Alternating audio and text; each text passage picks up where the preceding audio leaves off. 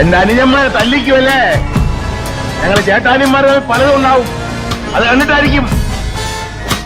ഇനി എന്റെ അനുജന്മാരുടെ ദേഹത്തെങ്ങാനും ഒരു തരി മണ്ണ് നുള്ളിട്ടാണുണ്ടല്ലോ അല്ലേ, ഈ നിൽക്കുന്നവന്മാരുടെ കരുത്തിന് പോലെ തലയുണ്ടാവില്ല.